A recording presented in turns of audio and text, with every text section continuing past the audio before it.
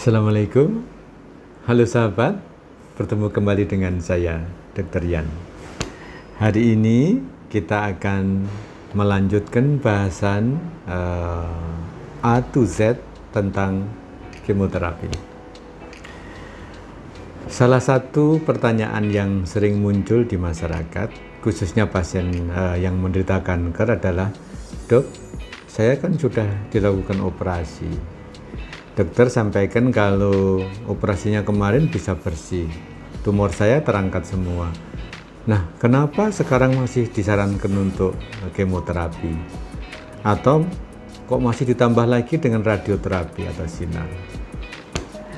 Sahabat sekalian, pertanyaan itu adalah wajar dan memang mungkin seharusnya seorang pasien menanyakan hal itu, karena dengan menanyakan hal itu dan kemudian dijelaskan oleh dokternya justru akan mendatangkan pemahaman.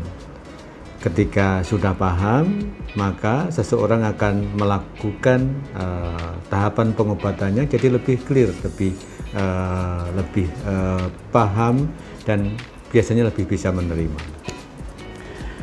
Sahabat sekalian, seperti yang sering saya sampaikan, modalitas pengobatan kanker ada 3: operasi, radioterapi, dan kemoterapi. Tapi sekarang sudah berkembang dengan cara lain. Misalnya yang kelompok kedokteran precision medicine. Misalnya targeted terapi, imunoterapi, dan stem cell terapi. Jadi ke depan demikian. Tapi yang utama adalah tetap 3 hal: operasi, radioterapi, dan kemoterapi. Pada pasien kanker stadium awal, artinya apa stadium awal?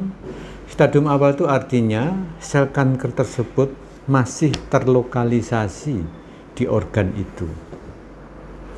Misalnya di kelenjar tiroid misalnya, atau di payudara, atau di mulut rahim, atau di ovarium, dan sebagainya.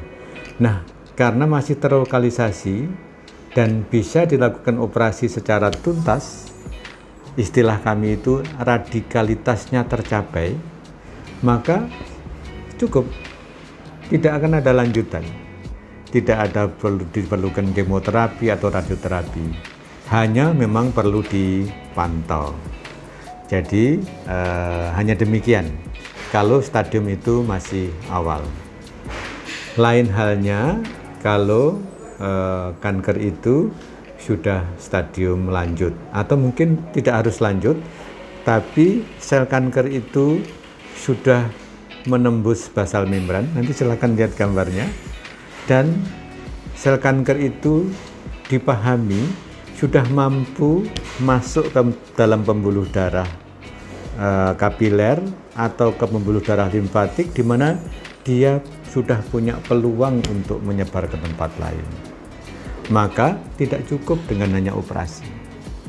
Kondisi lain misalnya begini, ada kanker di rongga perut. Nah, kanker itu ternyata sudah keluar dari misalnya ovariumnya, menempel di usus, atau sudah melekat dengan dinding perut, atau sudah tumbuh di permukaan. Nanti kita tunjukkan contoh gambarnya, sehingga sel kanker itu mungkin sudah menyebar di rongga perut. Maka tidak cukup hanya operasi. Kalau hanya operasi tak baik dalam 1-2 bulan kemudian tumbuh lagi, sehingga diperlukan kemoterapi. Nah, sekarang kombinasi dengan radioterapi. Radioterapi adalah pengobatan kanker, salah satu pengobatan kanker yang utama. Karena seperti kemoterapi, radioterapi itu juga membunuh sel kanker. Pada kanker-kanker yang sifatnya terlokalisasi, saya kasih contoh adalah kanker serviks, maka radioterapi akan sangat efektif. Termasuk untuk risiko penyebaran di sekitar rongga pelvis, di rongga panggul itu. Sehingga radioterapi ini efektif untuk di lokal, istilah kami adalah local control, dan juga di area pelvis. Istilah kami adalah regional control. Nah, pada kondisi seperti ini, ketika misalnya kankernya tidak bisa dilakukan operasi atau dilakukan operasi masih ada residu, tentunya masih diperlukan radioterapi. Tidak cukup hanya operasi. Nah, inilah yang mendasari kenapa seorang dokter kanker mengkombinasikan antara operasi, kemoterapi, dan radioterapi. Ada contoh lain nih, misalnya begini. Ada kanker yang stadium 3 atau stadium 4.